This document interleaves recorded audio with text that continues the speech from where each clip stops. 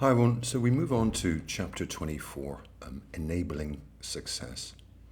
What do business leaders have to do to enable success in organizations? What are the steps that they need to take? And indeed, what's the difference between a successful organization and an organization that isn't successful? Let's take a look at the first area, disruptive technologies. Now, this is something that occurs in the SBL exam on a fairly regular basis. This particular section is important to us. So let's understand what we mean by disruptive innovation. We're talking about the creation of substantial growth by offering a new performance trajectory. And indeed, if we look back over the last 10 years, 15 years in particular, we see a number of areas of innovation that have manifestively and indeed comprehensively affected different industries. Uber in the taxi industry, for example, but there are a range of them. So we're talking about growth, and we're talking about improvements, and dramatic improvements in performance. So what do we mean by superior performance? Well, first off, the cost base. We're looking at efficiencies surrounding the area of costs, and you only have to look at the example that I just gave of the taxi industry and look at the impact that tech has had on the costs of using a taxi. It's quite substantial. Outside of that, creating new sets of customers or subsets of customers, opening up segments of the market that previously weren't accessible.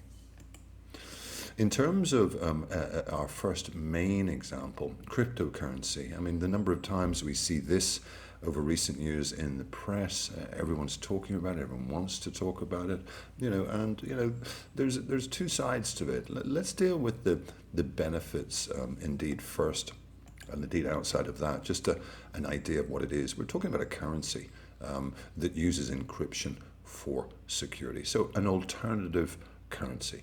So in terms of the benefits, just take a look at a few of these. Certainly, easier transfer of funds between two parties in the transaction. Remember, obviously, that cryptocurrency is based on blockchain, secure, the first truth, as it were. Note that, with this use of cryptocurrency, we're eliminating the need for intermediaries, and that to some extent eliminates time and indeed cost. Other than that, we see crypto being in effect very easily transportable and indeed without geographic barriers, instant. Fees are low, as mentioned, because in the main we're cutting out third parties. Certainly faster. Now, outside of that, this might be seen as a sort of something that is a drawback, but certainly no central authority as such. In other words, the Bank of England in the UK as an example, or government or organisation. But in this side, in terms of the detail, we're just talking about person to person or party to party. So we don't have to share information with another source. In one sense, again, this is a subjective point, potentially more stable perhaps than currencies elsewhere. We can see, for example, in Turkey, the rate of inflation in Turkey, just astronomical. That currency, over the course of the last few years has been on occasion worth just nothing. So key benefits to the use and indeed the sort of advent of this sort of virtual currency, as it were. But what about drawbacks? And again, as mentioned, you only have to look at the press to see, particularly when we think of exchanges where, let's say, cryptocurrency is traded, to see potential massive problems. Is it bulletproof? Well, no, it's not. So drawbacks, certainly not legal tender, and indeed, as mentioned above, no central authority, so not governed by specific laws. Certainly the exchanges are legal, but outside of that, very, very little in terms of key protections. In addition to that, certainly in China, as an example, illegal and regulation is pretty severe. An example here in South Africa, first steps towards creating laws, cryptocurrency laws, by publishing a framework, and indeed Nigeria not far behind. So there are some issues, and the key issue, in line with what I said above in terms of the benefits, is just the degree of novelty and the lack of regulation. So what about using cryptocurrency as a payment? Certainly, as I see it, in the last few years, this has become more and more common. I personally don't use cryptocurrency as a payment. I have cryptocurrency. I don't really pay too much attention to it, but I certainly don't use it as payment. In terms of benefits, clearly, as we said up top, very much quicker and less expensive because of a lack of intermediaries. In a sense, you could say more a stable platform for transactions. Remember, that is based on blockchain, which to some extent and to some viewers is certainly much more secure. There's no central system, as it were. But what about payment and disadvantages? As mentioned up top, technically not legal in some places. Not everybody accepts cryptocurrency, but in time that will become more and more relevant. And indeed, you could say volatile, in other words, the worth, volatility. Now here's an issue here in terms of, the idea of investments in cryptocurrency. Again, several stories, particularly recently, about the lack of regulation affecting cryptocurrency exchanges and them hitting the deck, and some quite dubious business practices, certainly unethical and indeed illegal. So all is not perfect, but indeed in time, as regulation and legislation comes in, and indeed cryptocurrency becomes more and more common, I think we'll find things a little bit safer. Next area for us is fintech, and again, this is quite interesting given the fact that we are broadly finance people. Fintech, we're talking about, the surge, not just in the past few years, but certainly over the course of the last 10 to 12 years. I'm thinking about examples such as Wise.com. And the degree to which Wise has become really the go-to platform, the go-to company for certainly international exchanges. A very, very good service. And, Wise came about by just an idea of this entrepreneur who was having problems transferring money cross-border internationally and decided something needed to be done about it. So, disruptive tech can change things and can change things quickly. It's just a question of spotting the opportunity. So in effect, we're talking about, development, many new startups, taking the lead from sort of big innovators. In terms of how blockchain is used, really broadly speaking, we're talking about a distributed ledger. And indeed, we said up top that cryptocurrency is obviously based on blockchain. We're talking about a way in which to record transactions, to authenticate and indeed record transactions in a quite simplistic and yet really secure way. I saw a recent article by PwC, you'll probably be able to Google it, and it talked about really blockchain being the future of accountancy. Obviously accounting is about recording transactions, and the suggestion within the article is that blockchain is going to completely morph the way that we do accounting, because in effect, if we're talking about a ledger that cannot be changed, then you could cut down a tremendous amount of work by using blockchain. You could, for example, with a given transaction, let's say a purchase and indeed a sale, there are 4 transactions there, aren't there? There's quadruple bookkeeping on behalf of the seller, a plus and minus, a debit and credit, and indeed on behalf of the buyer, debit and credit. If we had a distributed ledger to transact for the majority, if not all, of business transactions, you could actually have 1 entry, not 2. So in a very simple way, it's not overly complex, you're really cutting down the amount of bookkeeping. And you're really freeing up individuals and accountants to focus on perhaps more important areas. In addition to that, maybe another example would be, tax authorities. If we were using blockchain across the board, then in one sense, the work of tax authorities would be made much, much easier. Because if there is one version of truth, for example, in relation to all business transactions, let's say in a given country, then in a sense, the HMRC in the UK, the IRS in America, the Inland Revenue in Ireland, let's say, could feel a lot more comfortable about businesses accurately and legally recording all their transactions. Again, that cuts down their work in that area, makes them more efficient, they can focus elsewhere. So how does blockchain actually work? I've said that it's a ledger, yeah? Well, this is how it works. So, a transaction will take place in some way, shape or form. The transaction will be verified as accurate, okay? In addition to that, and once that verification has taken place, it will be stored in the chain or in a block, along with many, many past transactions. The block will then be given a hash or a number. And indeed, once all the block's transactions have been verified, the block is given a unique code called a hash, as well as the hash of the block most recently added to the blockchain. So, in effect, this hash or this number identifies the block and indeed its contents. So once the block has its hash, it can be added to the entire blockchain and updated onto every single copy of the ledger on every computer in the network. In effect, it then is up to date in real time. So in essence, all we're talking about is a way in which to record transactions so they can't be changed, but that they're verified easily and indeed quickly.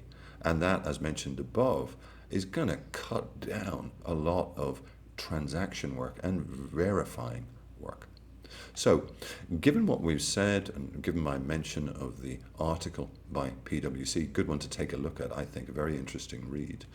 What is the future of blockchain? Well, sort of good and bad in one sense. Blockchain, if you think about it, if it's a ledger that can record transactions, it can certainly be used in a number of different ways in just about every business.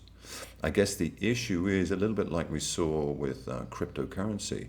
Not everyone would be prepared to adopt it or is adopting it. So it's going to take time, for example, before blockchain changes the world of accountancy.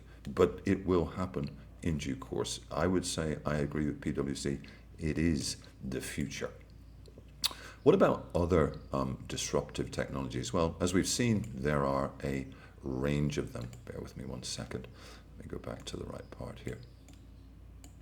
So, 3D printing, we're simply talking about a way to print in 3D. In terms of the real detail, note on these areas, typically within the SBL exam, the examiner will simply present the company and perhaps they are using some form of very simple, low-level disruptive tech. So the questions won't be focused on you being an expert in the area. Don't think like that. Don't think that, I really need to understand how 3D printing works. I think we sort of know how it works. What we need to do is to think about the challenges, issues, perhaps difficulties associated given the scenario that you're faced with, and indeed with reference to the pre-seen material, on maybe the introduction of something like 3D printing, or indeed, this version of VR, augmented reality, or indeed our last one, renewable energy. Pretty straightforward, we're familiar with that. Is it disruptive? Yes, it is. We're thinking about things like solar power as an example. So in terms of the real depth in these areas, I wouldn't be overly worried about them. What I would be doing is looking for questions where the SBL examiner has introduced disruptive technology and seeing its pattern. And the pattern is always the same. There's several versions of the pattern, but invariably it's about the areas that I discussed, the introduction, the difficulties, the challenges, etc., etc. Given what you see in the unseen material, i.e. the exam paper on the day, and given what you've learned or analyzed from the pre-seen material also. Okay. Next area for us is just this sort of trade-off, if you will, or decision that companies need to make in terms of innovation and or disruptive tech is what to innovate. So let's look at the advice that JSW, Johnson, Scholes and Whittington provide. Defined innovation as the conversion of new knowledge into, let's say, a new product, a process, or a service, and then putting that product, process, or service into use. Do take a look at chapter 2 if you need to, in terms of detail there. So there's two real aspects to this according to JSW. So, we could say, or we could go the route of considering how customer demand or indeed tech developments lead to sort of innovation. And, it could be either. More often than not, certainly recently, I would suggest that, it's the tech developments that have come first, the sort of the horse before the cart, as it were. But then again, customers and their needs are important. In terms of the second side, and this is really the sort of emphasis here, companies need to decide, is it the product that I'm going to innovate or is it the process? And that depends to some extent on the type of industry and indeed the market. Next area for us is, the business model. Now, this is a little bit more tricky. We talked up top about different areas that disrupt different industries. Broadly speaking, I guess we're talking about products or services. When we think about, radical change to a business model as such, this makes things a little bit more all-encompassing. So really, what we're talking about here is really all aspects of the value chain. We know that the value chain essentially means that sort of line. We've got the company in the middle here with its PVC, its chain, and indeed we've got companies on either side, i.e., backwards or indeed forwards. So business model innovation, a little bit more tricky, a little bit more convoluted and difficult.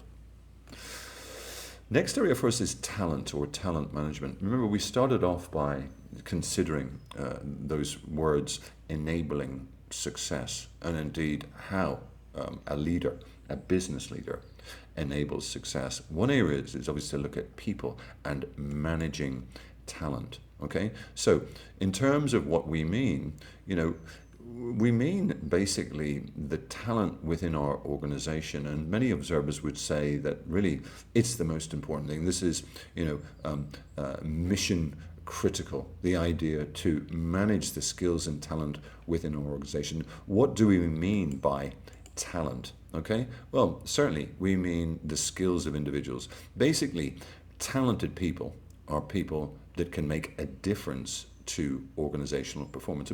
Every staff member can make a difference, but talent is slightly different, isn't it? We're talking about people that can really make a massive difference.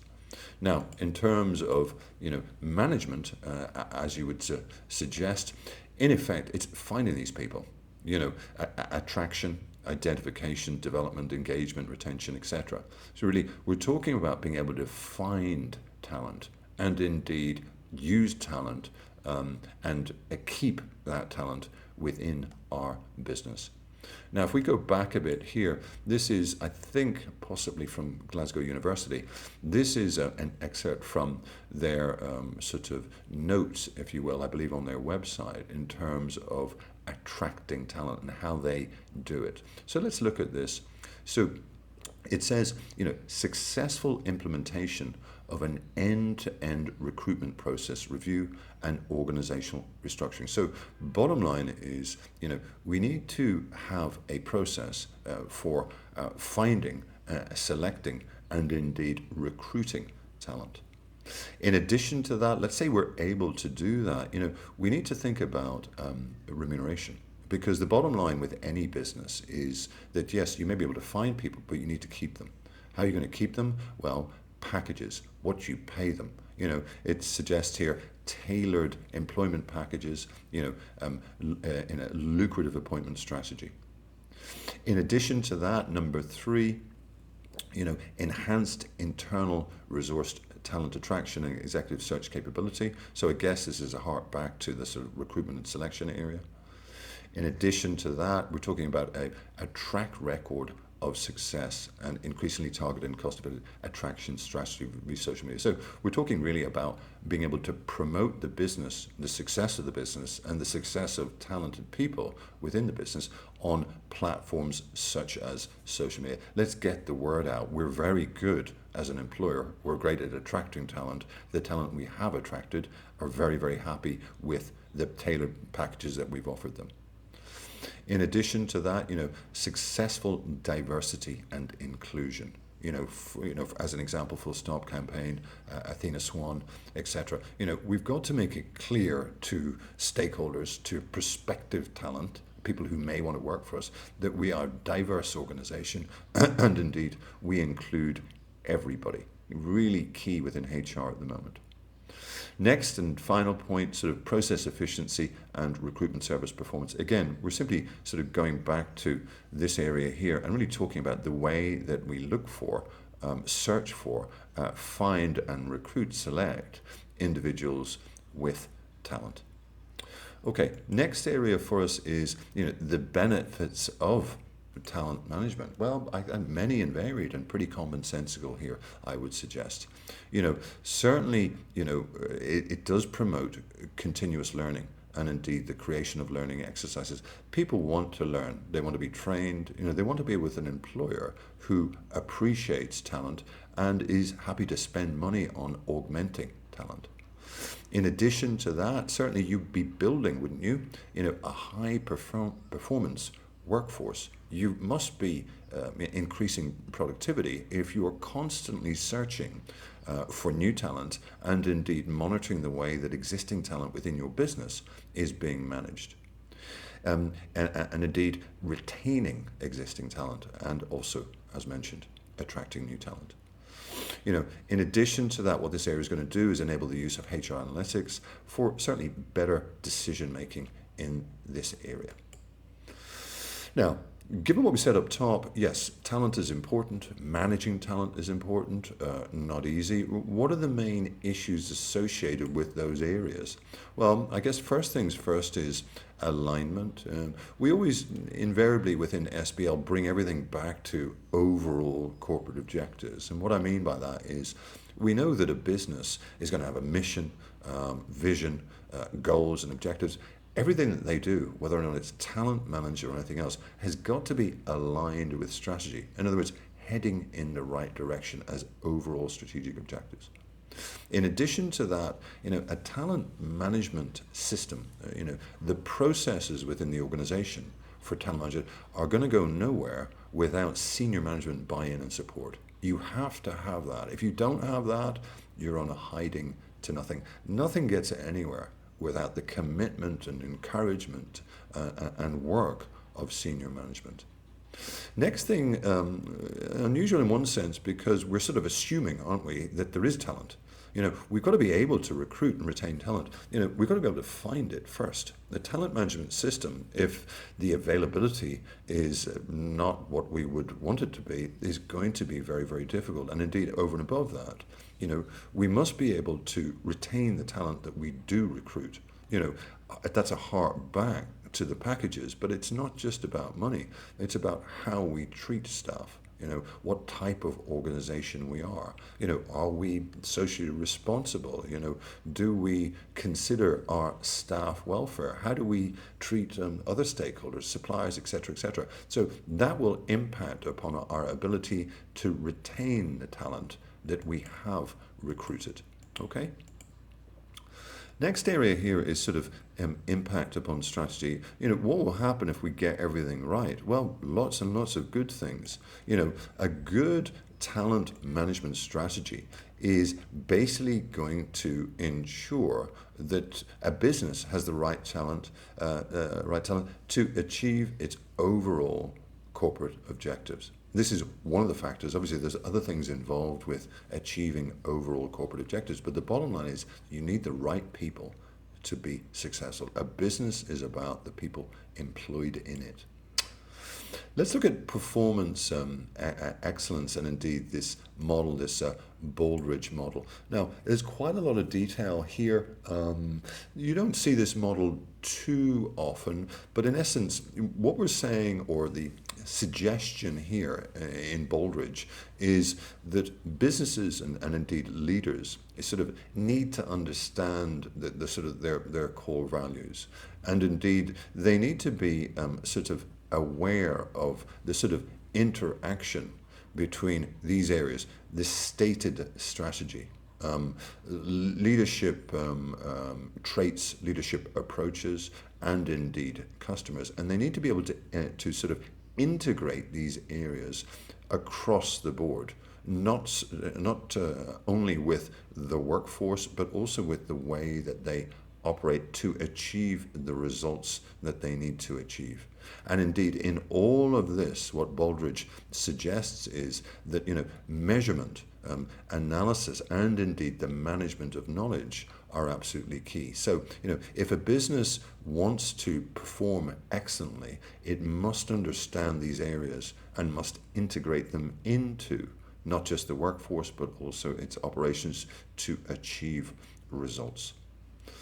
In terms of empowering organizations, when we think about sort of, leadership and indeed culture, how important are they, and indeed what are the key points? Well, leaders certainly need to ensure that whatever they do, they make the vision of the business, the vision of the organization, that links into mission, vision being broadly speaking the sort of ideal future. They make it clear. So envisioning the future, is very simply put the idea that they communicate, the future strategies, which obviously are based on the mission and vision, to everyone, and indeed align the organization to mission, vision, and future stated strategy. That's what a leader should do.